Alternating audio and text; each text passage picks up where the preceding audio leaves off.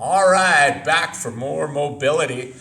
Today I wanted to address the shoulders. So, if you have any kind of shoulder pain, if you have neck issues, if you have elbow tendonitis issues, usually we can trace that back to some issues, usually around the shoulder blades, sometimes in the frontier upper portion of your chest that's holding those shoulders in a bad position so that when you're working through your day, holding groceries, holding babies, doing your mousing, doing your phone work, you're getting into really bad shoulder positions, and that is starting to create issues for you over time.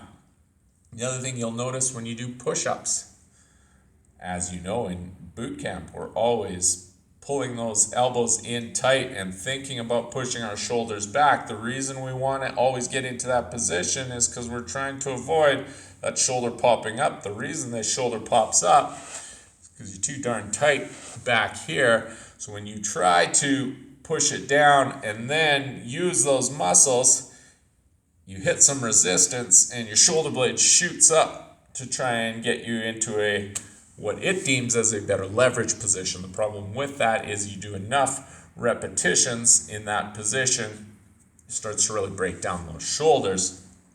So we want to be able to get the perfect push up and keep everything in place. And the key to doing that is making sure we're addressing any issues around the shoulder blades and through there. Now it's also going to help immensely with posture. Now to do that, we're going to use this lovely little guy here.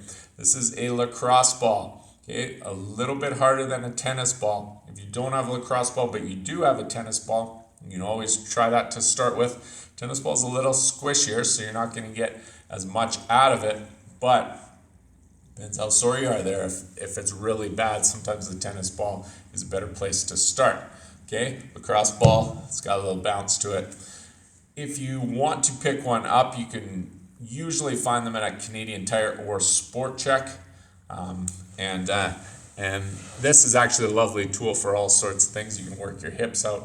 It gets into kind of just small areas that we can't get into with a foam roller. Okay, so for the shoulders, want to start with around those shoulder blades. So lacrosse ball on the floor. I like it on the floor instead of against the wall, especially for the back, because now you're not fighting with gravity. You can actually just push down on the ball without the ball scooting out and falling all the time. Okay, so you're going to put that ball on the floor. You're going to lie down. And I usually like to put my arms straight up in the air and kind of across. This really opens up my shoulder blade. And then from here, I just kind of explore around with that ball, find a place where it's a little uncomfortable, and then I ease down into it and apply pressure. Now from here, I like to just apply pressure down on one spot, and then move my arm around through ranges of motion, and then even hitting spots, extending out, really trying to straighten that elbow, really extend those fingers out, and really reach through it. I'll also open up this way and kind of different angles.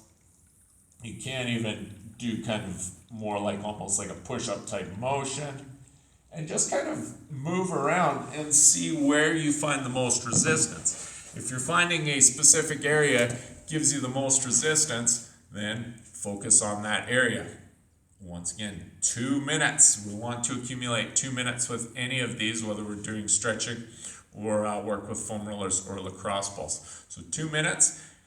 After you're done in one area, you can slightly just move it up to a different area. You can move it a little bit inside, a little bit closer to the spine, but just kind of try and find those spots where you're finding you need to work out the most resistance, and just keep working through. Again, if it hurts, then make sure you're taking big deep breaths. It's okay within that 2 minutes if you need to back off, relax a little bit, take some big deep breaths, and then go back into it. Okay? The other area we want to address those shoulders is our pec minor. So really where our chest intersects into our shoulder, there's a little crease there. That area tends to tighten up, it gets bound up, it pushes us forward. Usually comes in combination with, again, that shoulder blade not being able to slide properly. So it gets pushed up, and then we tighten up through here, and it holds us in that really bad posture position. So we want to have the ability to open it up and maintain that strong, stable shoulder position. With the ball, fits nicely into that area there. Now this one, you can do it on the floor. It can be a little bit awkward. So against the wall works fine here as well. Just take the ball, get it right in there, against the wall, and from there, I just apply pressure into it. Again, find my spot and apply pressure, breathe through, trying to get it to release a little bit. You can usually move that arm through a little bit of range. Again, just kind of starting to feel where you're getting the most resistance, and then focus in on that area for 2 minutes minimum. Okay, so if you want to add these to your daily routine, good idea. If you have a history of neck stuff, if you have a history of shoulder problems or tendonitis issue, usually always originates around those shoulder blades right by the spine. Excuse me. So we need to be able to get those shoulder blades moving properly and sliding properly. The good news is too, it'll also make you so much better at push-ups, and we won't have to yell at you as much for keeping your elbows in. All right. See you guys next time.